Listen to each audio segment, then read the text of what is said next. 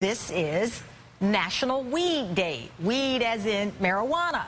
It's also known as Stoner's Day or 420. Just write all that down. But whatever you choose to call it, it is a big day for people who smoke marijuana around the world. And it's taken on a special significance this year, with California voters set to decide in November whether to become the first state to legalize pot. There's also a growing push to legalize marijuana in other places. So what is the real significance of April 20th? We're joined now by Ryan Grim, senior congressional correspondent for the Huffington Post. He's also the author of This Is Your Country on Drugs, The Secret History of Getting High in America. Ryan, you are so diverse. It is incredible. It's amazing. But let me ask you, I didn't know it was National Weed Day. I hate to admit it because I'm going to get beat up on Twitter because everyone else seems to know that it was National Weed Day. But there's a new poll out there that says still, I believe it's 55% of Americans don't think it's a good idea to legalize marijuana.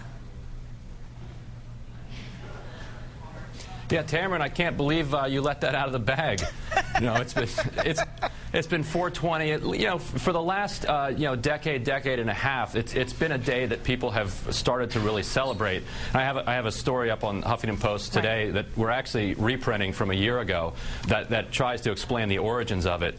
Now, it's impossible to know exactly how it started because there could always be some stoner who says, "Hey, man, I used the term before these guys."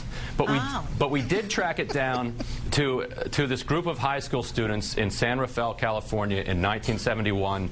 I interviewed a whole bunch of them, and their story matches up. They have evidence that backs up their claim, and it's this, that a buddy of theirs had to abandon a patch of excellent bud somewhere in the Point Reyes forest.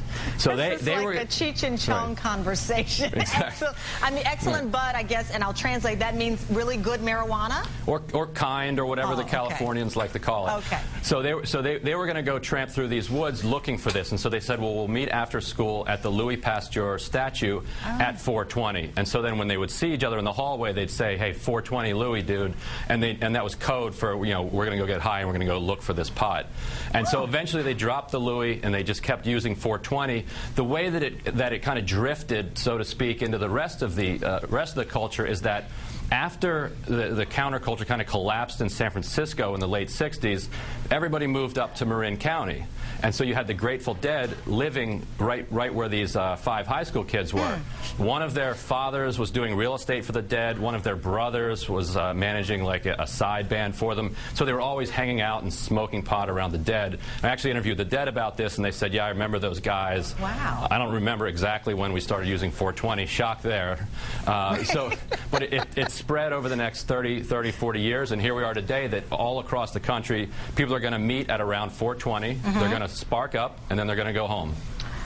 And is it appropriate to say to someone, if I saw someone on the street today, "Happy 420 Day"? Is that appropriate? Does that say something about me if I greet someone that way? It would be a code. So happy 420, Tamron. Okay, but let me ask you, what are the chances that we will see the legalization of marijuana in California? It's the toughest time for them to run this because in the midterms you have mostly older voters coming out, and older voters are overwhelmingly opposed to marijuana legalization. And at the same time, you're going to have the prison guards union spending millions of dollars to try to beat this back. And if you can think of a more cynical political position to take, then there should be more people in prison so that we can work overtime to guard them, then I'd like to know what it is. But in 2008, the prison guards were able to beat a treatment over incarceration initiative by spending millions of dollars on it.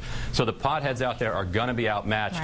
But California is in such dire fiscal straits that maybe people say, look, we've spent enough on this folly. It's time to move forward. Well, that's what many people say. And in fact, that poll I was mentioning, 65% say legalizing pot would, in their thoughts, have no effect or reduce crime. And as I pointed out, 55% still say in this poll that they're not for the legalization. Interesting conversation, Ryan. I greatly appreciate it. And I'm going to read that book so I can get up to date on what's happening. Thank you very much. I will.